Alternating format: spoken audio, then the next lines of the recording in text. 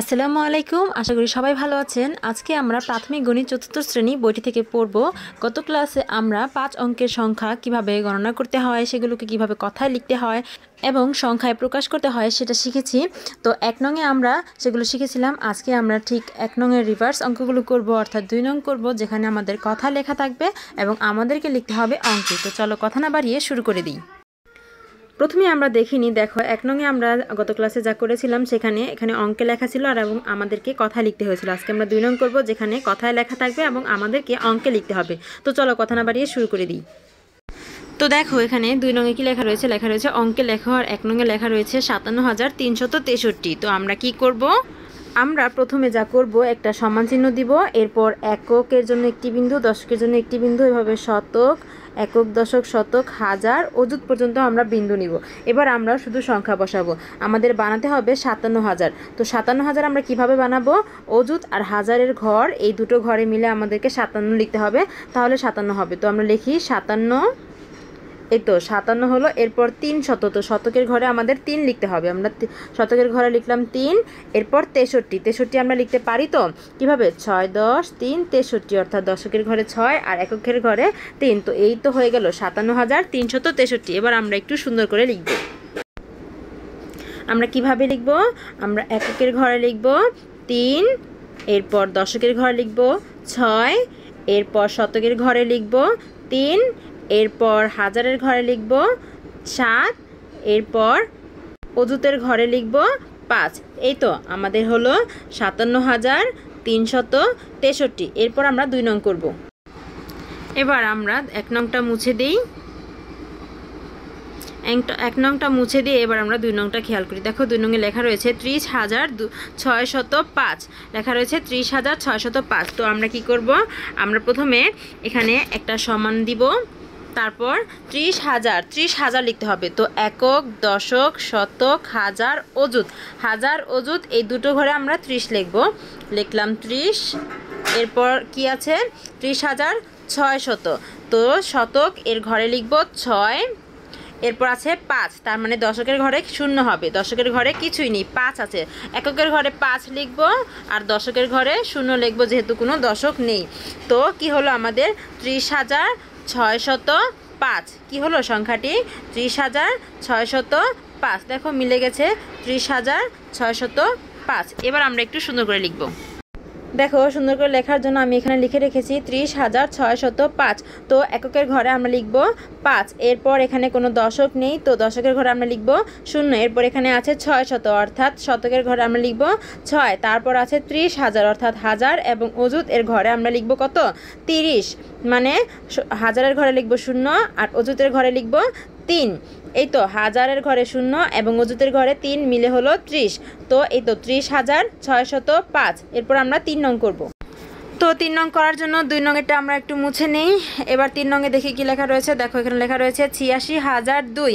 তো প্রথমে আমরা কি করব? আমরা এখানে প্রথমে সমান চিহ্ন দেই, তারপর 86,002। তো প্রথমে ঘর নিয়ে নিই, এককের জন্য একটি বিন্দু, দশক, শতক, হাজার, অযুত পর্যন্ত আমরা চলে আসলাম। তো 86,000 বানাতে হবে, অর্থাৎ হাজার এবং অযুত এই দুটো ঘর মিলে আমাদের 86 লিখতে হবে।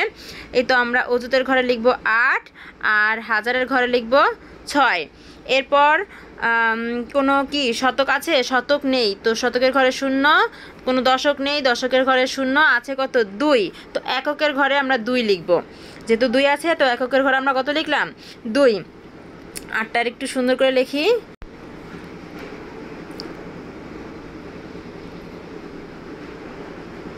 এই তো 8 লিখে দিলাম। তো কত হলো? 86,000। এই তো 86,002 মিলল, 86,002। এবার আমরা আরেকটু সুন্দর করে লিখব। দেখো সুন্দর করে লেখার জন্য এখানে লিখে রেখেছি 86,002।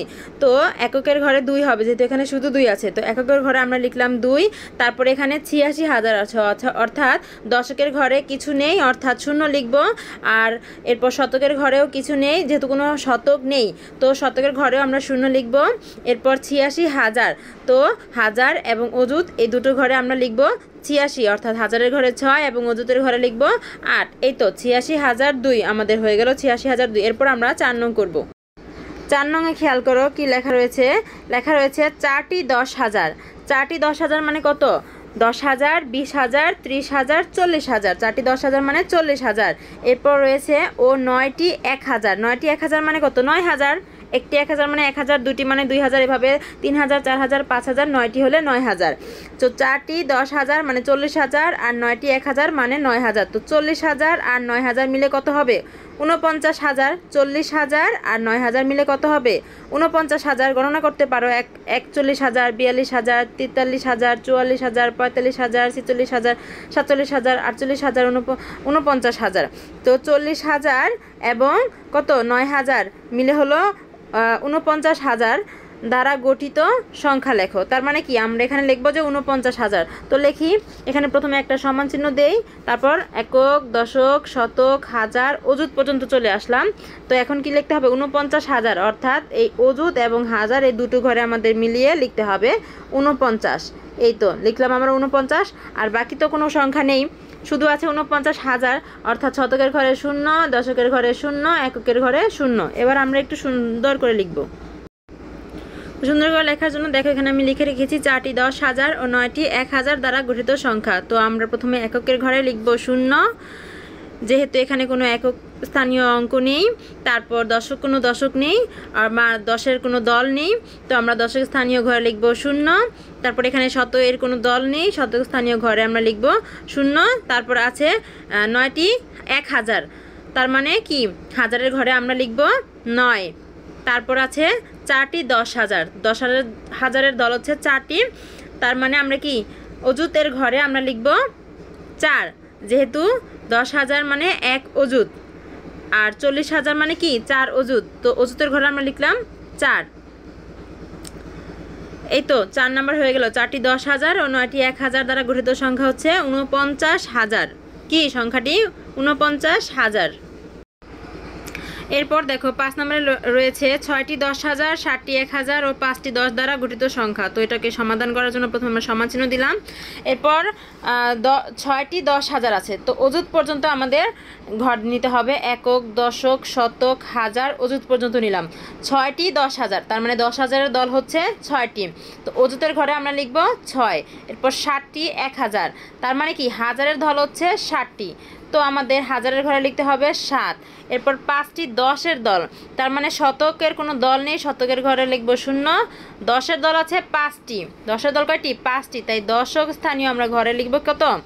5। দশক স্থানীয় ঘরে লিখলাম 5। এককের কোনো দল নেই, তাই একক স্থানীয় ঘরে লিখব কত? 0। সংখ্যাটি এবার কত হলো খেয়াল করো। একক, দশক, শতক, হাজার, অযুত। অযুত আর হাজার, হাজার আমরা একসাথে পড়ি, কত পড়ি? 67,000। কীভাবে পড়বো? 67,000, আর কোনো শতক নেই, আছে কত? দশক স্থানীয় ঘরে 5, একক স্থানীয় ঘরে 0, তার মানে 50। 67,050। সংখ্যাটি কত? 67,050। সংখ্যাটির নাম হচ্ছে 67,050। এবার আমরা সুন্দর করে লিখি। সুন্দর করে লেখার জন্য দেখো এখানে আমি লিখে রেখেছি 6টি 10,000, 7টি 1,000 ও 5টি 10 দ্বারা গঠিত সংখ্যা।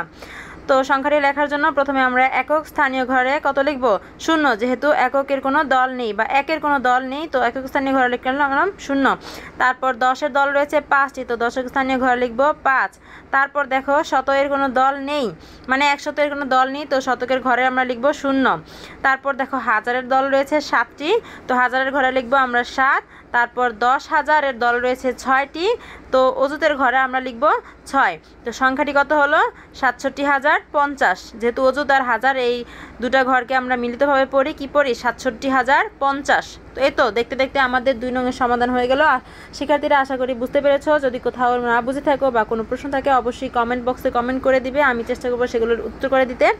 তো বিদায় নিতে হচ্ছে আজকে, দেখা হবে নতুন কোনো ভিডিওতে। ততক্ষণ পর্যন্ত সকলেই ভালো থেকো, সুস্থ থেকো, আর আমার জন্য বেশি বেশি দোয়া করো। আল্লাহ হাফেজ।